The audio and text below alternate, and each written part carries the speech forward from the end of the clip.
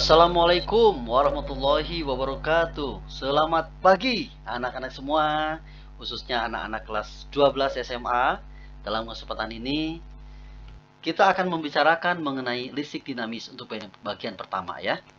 Pada bagian ini kita akan membahas mengenai arus listrik, kuat arus, kemudian hambatan listrik. Di dalamnya nanti kita bahas rangkaian seri dan paralel, dan kemudian hukum Ohm ya. Sedangkan untuk bagian berikutnya yaitu rangkaian tertutup DC dan juga jembatan Wheatstone serta daya listrik, kita akan bahas pada video berikutnya ya. Oke, kita mulai saja bagian yang pertama. Oke ya. Bagian pertama ini kita mulai dengan arus. Oke, apa itu yang dimaksud dengan arus dan bagaimana cara menghitungnya? Besar kuat arus.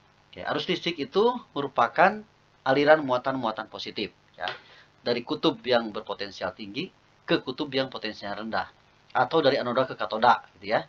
Nah, arah alirannya tentunya berlawanan dengan arah aliran elektron. Nah, oleh karena itu kita harus paham dulu, apa itu aliran elektron? Aliran elektron itu adalah aliran muatan-muatan negatif atau aliran elektron yang muatan negatif dari kutub berpotensial rendah ke kutub berpotensial tinggi, dari katoda ke anoda. Nah, adik-adik, dalam hal ini kalian harus paham betul ya, kenapa ada istilah arus listrik dan kenapa ada istilah aliran elektron. Oke, perhatikan suatu rangkaian sederhana yang terdiri dari sebuah sumber tegangan dan sebuah resistor misalnya ya. Nah, ketika saklarnya dihubungkan, maka arus listrik mengalir ya dari kutub positif atau kutub yang potensial tinggi ke sini arus mengalir. Dilambangkan di sini diungkapkan dengan panah merah ya gitu. Jadi Bapak ungkapkan dengan panah merah dari sini bergerak ke kiri ya, kemudian masuk dan seterusnya berputar ya menuju kutub negatif. Itu adalah arus listrik, aliran muatan positif. Nah, sebetulnya pada saat saklar dihubungkan, itu yang bergerak adalah elektron ya. Elektron dari kutub negatif mengalir, berputar masuk ke kutub positif. Jadi, pada peristiwa ini yang bergerak itu sebenarnya adalah aliran elektron. Nah, ketika kita mengetahui ada aliran elektron dari kutub negatif menuju kutub positif, maka kita sebut ya ada arus listrik dan yang bergerak dari kutub positif menuju kutub negatif. Padahal sebenarnya yang mengalir atau yang berpindah bendanya itu adalah elektron. Gitu ya, ada ya. Kenapa demikian? Karena waktu itu atau dulu gitu ya. Dulu penemuan listrik ini sudah ditemukan sebelum elektron ditemukan. Sehingga pemahaman tentang arus listrik ini sudah dibuat terlebih dahulu gitu ya. Dan itu sudah disepakati atau dipahami oleh masyarakat luas. Nah, bahwa arus listrik mengalir dari kutub positif ke kutub negatif. Sedangkan beberapa tahun kemudian gitu ya, muncul penemuan adanya elektron, bahwa yang mengalir itu sebenarnya elektron dengan arah yang terbalik dari yang sudah dipahami bersama. Supaya tidak mengganggu pemahaman yang sudah ada, maka kesepakatan ini tetap dibuat ya. Oke. Baik, nah sekarang bagaimana kalau kita ingin tahu besarnya kuat arus listrik? Nah, kuat arus listrik itu didefinisikan sebagai banyaknya muatan atau elektron yang menembus tegak lurus suatu area setiap satuan waktu. Singkatnya, banyak muatan yang mengalir setiap waktu ya. Oke. Bayangkan ada suatu konduktor ya seperti ini, silinder konduktor.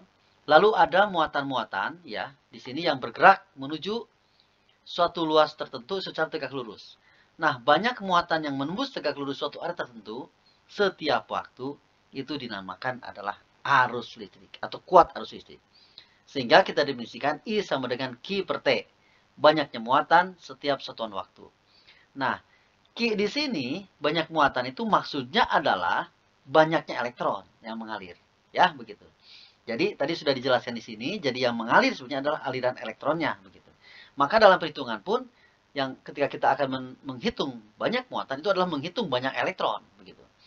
NE yaitu banyak elektron dikalikan muatan setiap elektron. Nah, dengan satuan ampere ya, gitu. Kuat arus ampere, banyak muatan kolom, jumlah elektron, tentu tidak ada satuannya. Kemudian muatan satu elektron itu 1,6 kali 10 pangkat min 19 kolom dan waktu dalam satuan sekon ya. Jadi I sama dengan Q per T atau nanti boleh dibalik. Q sama dengan I per T. Baik ya. Selanjutnya kita bahas mengenai hambatan listrik ya. Nah, ketika arus listrik mengalir kepada penghantar, ternyata penghantar itu menyerap energi. ya, menyerap energi. Nah, energi yang diserap itu mengakibatkan energi yang akan dialirkan ke ujung gitu ya, itu jadi berkurang gitu.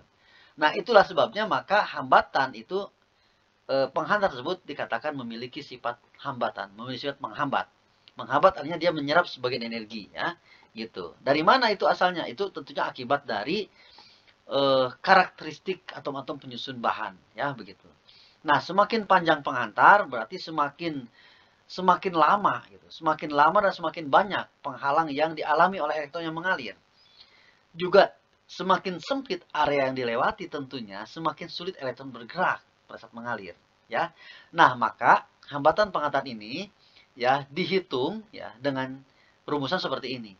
Besarnya hambatan sebuah penghantar adalah tergantung kepada besarnya hambat jenis yang dipengaruhi oleh karakteristik atom-atomnya dikalikan dengan panjang penghantar dibagi dengan luas penampang. Ini artinya nilai hambatan ini akan makin besar kalau penghantarnya makin panjang. Ya, begitu. Dan akan makin kecil jika penghantarnya makin luas. Gitu. Oleh karena itu maka dalam aplikasi teknologinya, dalam penerapan tekniknya, maka penghantar dibuat lebih besar penampangnya gitu supaya mengurangi nilai hambatan. Karena misalnya akan mengalirkan arus listrik dari tempat yang sangat jauh gitu ya. Seperti arus listrik dari misalnya PLN begitu. Itu kan tentu kabelnya itu sangat panjang. Nah, maka kabelnya tidak akan menggunakan kabel yang kecil gitu ya. Pasti menggunakan kabel yang gede gitu. Nah, semakin gede penampangnya maka hambatannya makin kecil ya supaya berkurang. Oke. Hambatan ya, kalau kita uraikan keterangannya maka sama mempunyai satuannya ini ohm hambatan. Rho di sini bukan massa jenis tapi hambat jenis atau resistivity ya. Ohmmeter yang bergantung kepada karakteristik atau bahan dari penghantar tersebut. Kemudian L adalah panjang penghantar meter dan A adalah luas penampang ya. Oke. Semakin tinggi suhu penghantar ternyata hambatannya pun meningkat. Jadi penghantar ini pun ternyata dipengaruhi oleh suhunya, ya. Dipengaruhi suhunya. Semakin tinggi suhunya, nilainya makin besar. Dengan persamaan R sama dengan R0 dikali 1 tambah alfa delta T. Ya, ini alfa ini adalah koefisien suhu hambat jenis, ya. Satuannya per derajat Celcius. Jadi ternyata penghantar ini, ya, nilainya selain bergantung atau selain kita bisa menghitung dengan cara mencari hubungan dimensinya, begitu, yaitu dengan rho L per A, bisa juga ini dipengaruhi oleh besarnya suhu yang dialaminya. Semakin besar suhu, semakin besar hambatannya. Baik. Sekarang kita masuk pada rangkaian hambatan listrik ya. Ada rangkaian seri, rangkaian paralel. Oke. Nah, selain penghantar begitu, ada satu komponen listrik yang betul-betul dibuat sebagai penghambat. Ya, itu namanya resistor ya. Nah, dengan lambang itu seperti gerigi seperti ini atau kotak, ya, lambang atau simbolnya itu. Nah, bicara mengenai resistor secara detail, ya, gelang-gelangnya sebagaimana ini dibahasnya di SMP ya. Jadi di sini kita tidak akan membahas ulang, gitu, karena itu sudah pernah disampaikan waktu SMP. Di sini kita akan bahas mengenai rangkaian seri dan paralelnya. Jadi bagaimana karakteristik arus dan tegangannya ketika resistor ini dipasang seri dan paralel. Baik, untuk rangkaian seri berjejer ke samping seperti ini ya. Pertama, arus yang masuk pada tiap resistor itu sama, gitu ya. Ketika saklar dihubungkan, ini sumber tegangan, maka keluar arus dari kutub positif, keluar masuk ke tiap hambatan itu besarnya sama. Jadi I total akan sama dengan I1, sama dengan I2, sama dengan I3 ya. Tapi tegangannya berbeda. Nah, tegangan yang timbul pada tiap resistor ini berbeda. Nah, apabila dijumlahkan akan sama dengan tegangan total. Jadi P1 ditambah P2 tambah P3 itu sama dengan P total. Gitu ya. Nah, sedangkan yang berikutnya untuk menghitung resistor total atau hambatan totalnya, maka ini tinggal dijumlahkan saja. R total sama dengan R1 tambah R2 tambah R3 ya. Nah, ini karakteristik untuk hambatan pada rangkaian seri. Nah, sekarang rangkaian paralel. Rangkaian paralel itu hambatan atau resistor disusun secara berderet ke bawah, bertumpuk ya, bertumpuk seperti ini. Lalu ujung-ujungnya disatukan ya, dihubungkan dengan sumber tegangan. Nah, ketika arus mengalir ya, ketika arus mengalir Arus yang keluar pertama ini adalah arus total. Nah, arus total ini mengalir masuk ke tiap cabang. Nah, arus ini akan dibagi 3. Ya, dibagi 3. Cabang 1, cabang 2, cabang 3. Dibagi 3 tapi tentunya dengan besar yang berbeda-beda. Atau belum tentu sama. Gitu ya. Nah, besar arus yang mengalir pada tiap cabang ini tentunya bergantung kepada besarnya hambatan. Ya. Semakin besar hambatan, berarti arus yang mengalir semakin kecil. Karena namanya juga penghambat. Berarti kalau penghambatnya besar, maka arus yang bisa masuk jadi makin kecil. Kan begitu. Nah, jika arus-arus ini dijumlahkan, maka ini akan menghasilkan arus total. Ini adalah prinsip dari hukum Kirchhoff yang pertama. Ya. Arus yang masuk pada titik percabangan akan sama dengan arus yang keluar dari titik percabangan. Jadi pada rangkaian paralel, I1 ditambah I2 ditambah I3 sama dengan I total.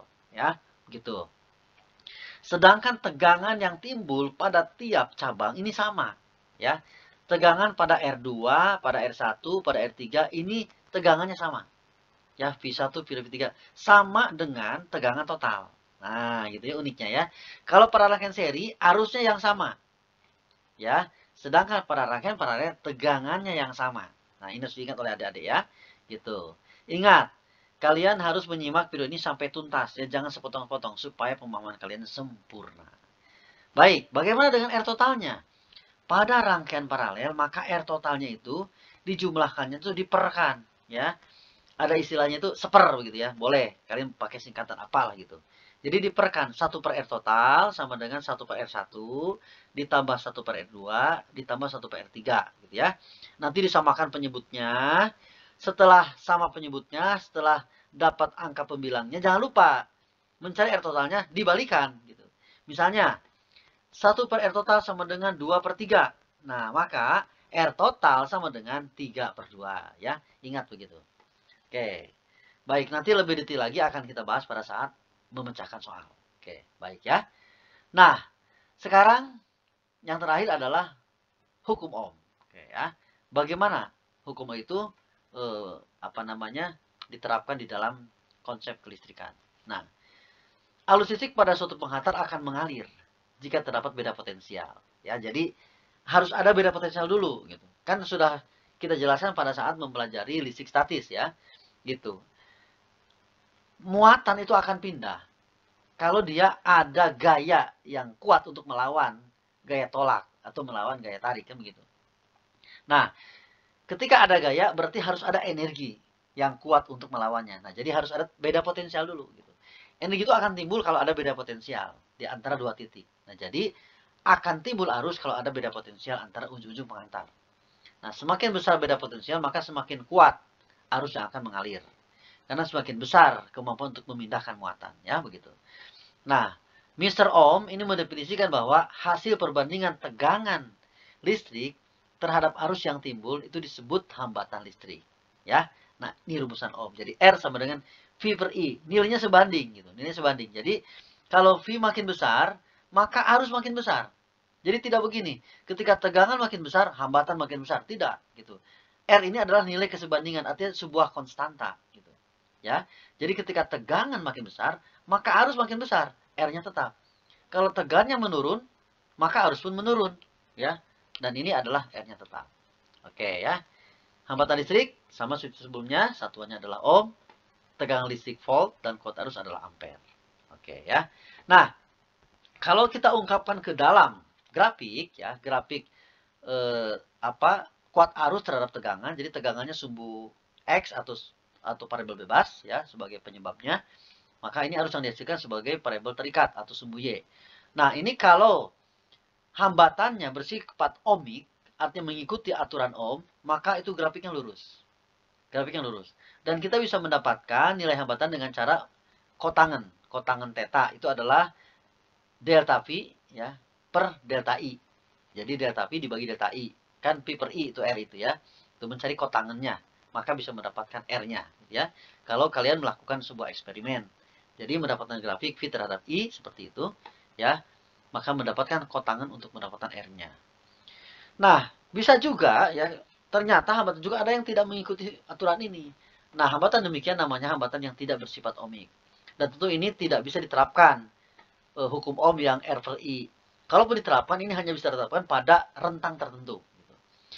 pada rentang tertentu, yaitu ketika grafiknya lurus, gitu ya, grafiknya mendapatkan grafik yang lurus dengan kemiringan yang konstan begitu, nah maka di situ bisa kita terapkan hukum ohmnya. Baik adik-adik, demikian konsepnya atau teori dasarnya. Sekarang kita akan masuk pada pemecahan soal ya. Bagaimana menerapkannya pada soal supaya kita bisa menjawab dengan benar. Oke, soal yang pertama. Kuat arus listrik 5 ampere mengalir melalui suatu kawat penghantar selama 5 menit. Banyaknya muatan listrik yang menembus penghantar tersebut berapa? Ya, oke. Mencari banyak muatan. Diketahui arus dan waktu. Kan tadi rumusnya I sama dengan Q per T. Berarti Q sama dengan I kali T. Nah, kan? Berarti Q sama dengan I kali T. I-nya 5 ampere, T-nya 5 menit. Berarti 5 kali 60 sekon. 300 sekon. Ya, maka 5 kali 300, 1500 kolom. Ya, oke, ini soal yang mudah. Oke, lanjut. Sebuah lampu dialiri arus listrik, ya, sekian. Kemudian nilai satu elektronnya 1,6 kali 10 pangkat min 19 kolom. Berapakah jumlah elektron yang mengalir selama 1 jam? Jumlah elektron yang mengalir selama 1 jam. Sama juga. Jumlah itu tuh adanya di mana? Adanya di Q. Di sini di Q. Berarti kita cari Q juga. Ya. I sama dengan Q per T, berarti Q sama dengan I kali T. Di mana Q itu adalah N kali E. Ya. Oke, kita masukkan. Berarti NE sama dengan IT. NE sama dengan IT. Berarti N dikali muatan 1 elektron sama dengan arus dikali waktu. 1 jam itu kalian sudah tahu, 1 jam adalah 3600 sekon. Berarti kita dapat N-nya adalah 2880 dibagi dengan nilai 1 muatan. Ya, hasilnya adalah 1800 kali 10 pangkat 19 kolom. Nah, ini adalah 10 pangkat 19 kan naik jadi positif ya. Nah, maka N sama dengan 1,8 kali 10 pangkat 22 buah gitu ya. Buah di sini biji gitu ya gitu. Jadi tidak ada satuannya N itu. Oke ya. Jadi sebanyak 1,8 kali 10 pangkat 22. Soal ketiga. Suatu kawat mempunyai panjang L, luas penampangnya A, dan hambatannya R. 1. Jadi ketika panjangnya L, luas penampangnya A, itu nilai hambatannya R1. Gitu. Kawat kedua, dari bahan yang sama, berarti rho-nya sama, mempunyai panjangnya 2L. Sedangkan luas penampangnya 4A. Nah, kondisi ini menghasilkan hambatannya itu R2. Gitu ya. Berapakah perbandingan R1 terhadap R2? Oke. Nih. Kita buat aja langsung masukkan rumusnya. R1 bagi R2 berarti rho L per A. Ini R1-nya. Panjangnya L, luasnya A. Rho L per A. Sedangkan hambatan kedua, ya, itu R2 adalah rho 2L per 4A. Ya, kita coret. Rho LA-nya kita coret. Maka yang atas tersisa angka 1. Yang bawah tersisa 2 per 4. Berarti 4-nya naik ke atas. 4 per 2. Berarti 2 banding 1. Enteng ya? Oke, nomor 4. Hitunglah hambatan pengganti RAB. Nah, ini ya gambarnya. Dari titik A ke titik B. Hitunglah RAB dari ujung A ke ujung B. Ya, untuk rangkaian berikut. Oke, nah ini adalah namanya rangkaian kombinasi adik-adik ya. Kombinasi antara paralel dan seri. Di sini ada paralelnya, ada serinya. Nah, kalau demikian, kalau kita menemukan struktur pemasangan resistor yang kombinasi, bagaimana caranya? Mana yang kita hitung dahulu? Maka kalian hitung dulu yang sudah pasti susunannya, gitu.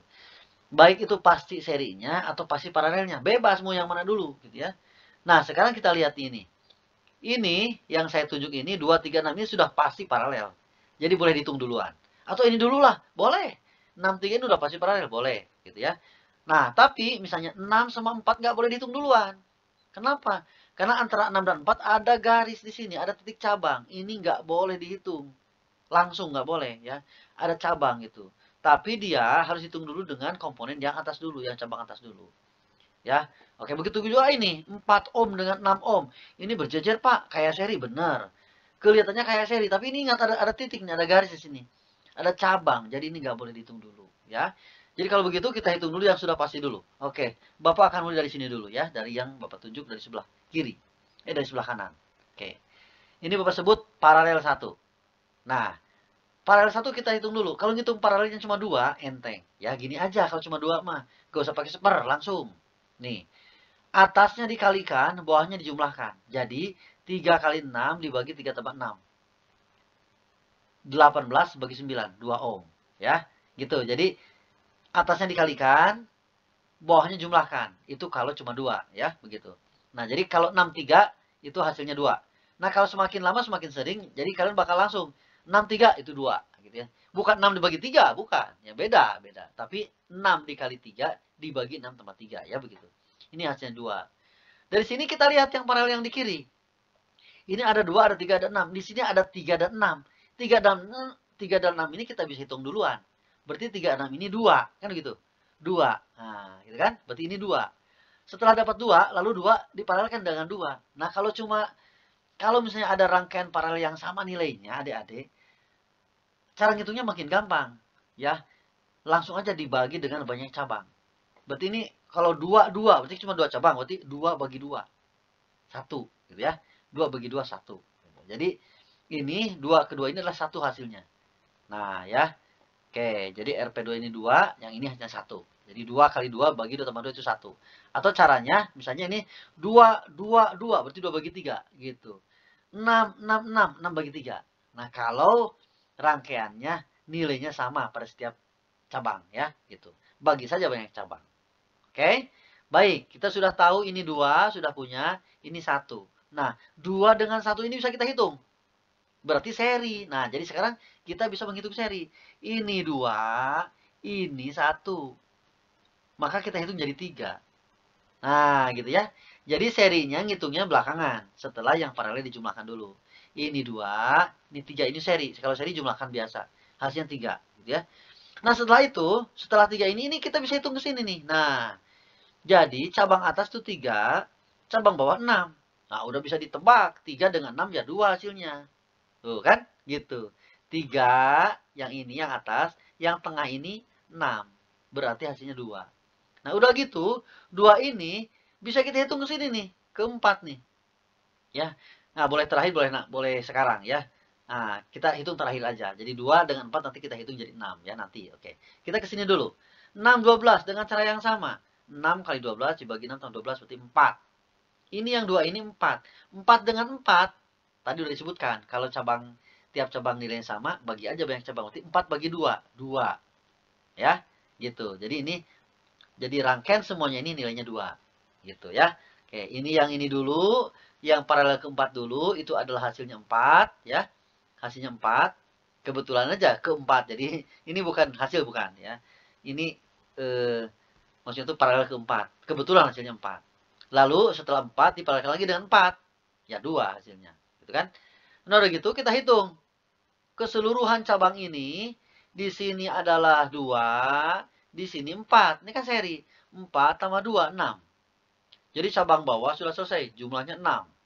Nah, sekarang kita akan melihat cabang atas. Cabang atas tadi kan yang komponen paralelnya sudah ketemu. Nilainya adalah 2. Tambahkan ke 4. Jadi 6. Berarti di sini ada 2 cabang. Cabang atas nilainya 6. Cabang bawah nilainya 6. Ya udah ketebak. 6 bagi 2, 3. Nah, gitu ya.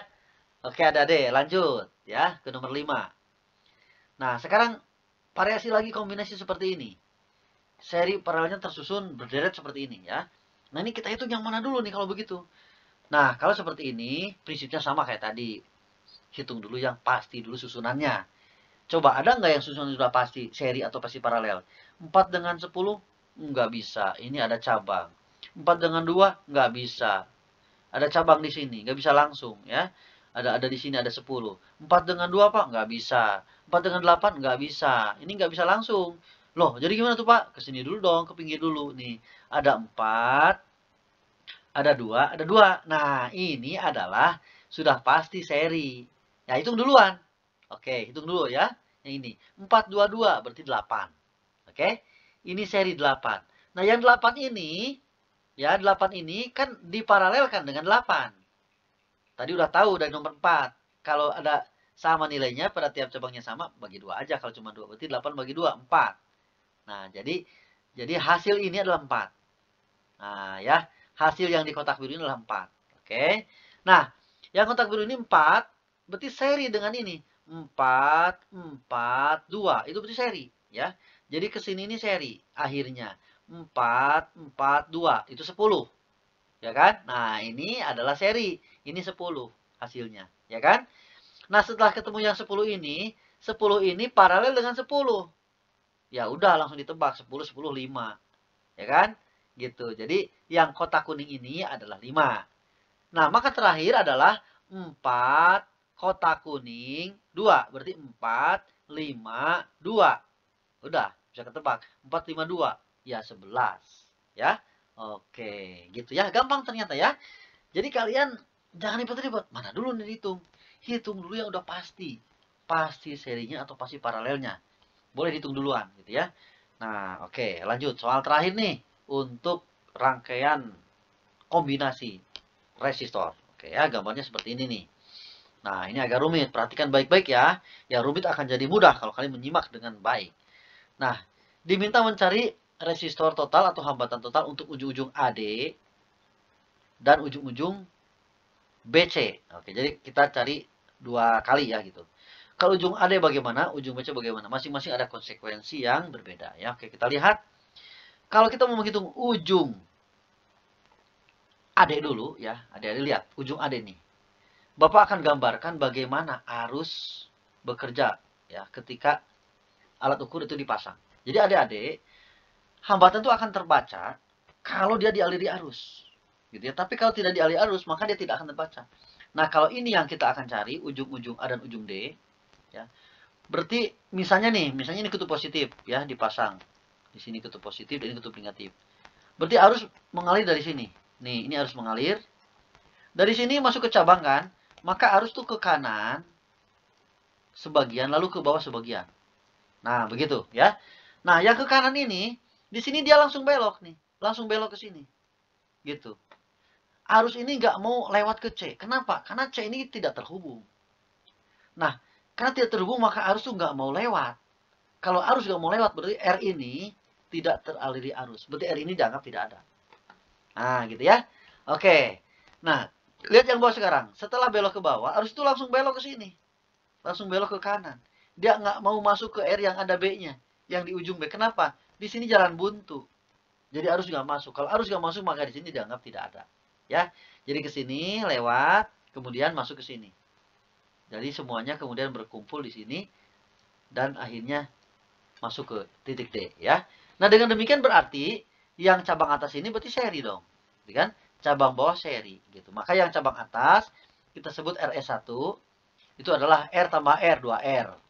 Yang bawah, ya, sama seri juga ini. R tambah R, 2R. Berarti 2R, 2R ini adalah 2 cabang dan nilai sama. Berarti dijumlahkan tinggal 2R bagi 2. Jadi R. Nah, ini nilainya R. Gitu. Jadi yang tengah-tengah ini nilainya R. Ya. Nah, yang tengah-tengah R ini kemudian akhirnya, ya, ini saya tandain ya dengan warna biru misalnya nih. Nah, jadi yang ini adalah 1R nilainya semua. Berarti di sini kita punya R, R, dan R. Ya, ini seri berarti. R, R, R. Seri. Maka totalnya adalah 3R. Nah, gitu ya, Dede ya. Gitu ya. Coba perhatikan baik-baik. Ini agak rumit. Jadi pertama harus mengalir dari sini. Mengalir ke sini, kemudian masuk cabang, terbagi 2. Terbagi 2 ya. Nilainya tentu tergantung nilai R-nya gitu. Bisa sama, bisa beda gitu. Kalau ini kebetulan sama, maka nilainya bakal sama arus yang masuk. Jadi ke sini masuk ke depan ya, lalu belok kanan. Dia tidak masuk ke hambatan yang tidak ada sambungannya. Begitu pula yang belok ke bawah, itu dia langsung belok kanan. Dia tidak masuk ke hambatan yang tidak ada sambungannya. Nah, kalau tidak ada sambungan, berarti tidak ada arus, berarti di sini dianggap tidak ada. Dianggap tidak ada, berarti ini dianggapnya tuh langsung seri gitu. Maka ini RR2R, yang ini RR2R. 2R, 2R, paralel itu sama dengan R. Nah, ini ya. Maka total semuanya R ditambah R ditambah R jadi 3R. Oke, sekarang bagaimana kalau yang BC? Oke, kita hapus dulu ya. Kita hapus dulu yang tadi ya, yang ini kita hapus dulu. Nih, kita hapus dulu. Nih, oke ya. Nah, prinsipnya sama sekarang. Berarti positif negatifnya kita pasangkan misalnya ya di ujung-ujung yang ini. Berarti ini misalnya positif. Saya suka yang merah saja. Di sini kita pasangnya positif, berarti ini negatif ya. Jadi arus keluar dari sini, set, keluar dari sini, lalu di titik ini arus dibagi dua. Ada yang ke atas, ada yang ke kanan. Gitu ya. Nah, setelah ke kanan ini, dia nggak masuk ke D. Kenapa? Karena jalan buntu. Oh, nggak jalan buntu, begitu. Harus nggak mau masuk ke jalan buntu, gitu. Nah, di sini dia langsung belok kanan juga. Di sini, gitu. Dia nggak mau masuk ke sini. Jadi di sini dia nggak mau masuk. Karena itu jalan buntu, berarti dianggap tidak ada arus. Dari sini kemudian dia berkumpul menuju ke C. Nah, dengan demikian berarti ini adalah seri. Ini adalah seri. Caranya sama kayak tadi. Berarti ini RS1, berarti R tambah R 2R. Yang cabang yang kedua yang kanan ini R tambah R 2R juga. Ya. Berarti keseluruhan ini untuk yang paralel, berarti keseluruhannya adalah saya kasih bulat kayak tadi, berarti ini ada jumlahnya R. R, ya. Maka dengan demikian kita punya 3 buah R dipasang secara seri berarti ini. R, ini semua adalah R, ini R. Berarti ini 3R lagi. Gitu ya, Dede ya. Oke, baik. Demikian penjelasan mengenai listrik dinamis bagian pertama ya, mengenai konsep arus, kuat arus, aliran elektron, kemudian kita sudah membahas hukum Ohm, kemudian membahas hambatan penghantar, juga rangkaian seri paralel pada resistor. Semoga video ini bermanfaat buat kalian. Silahkan simak lagi berulang-ulang dan jangan lupa berikan subscribe dan like jika kalian merasa ada manfaat dari video ini. Terima kasih. Assalamualaikum warahmatullahi wabarakatuh.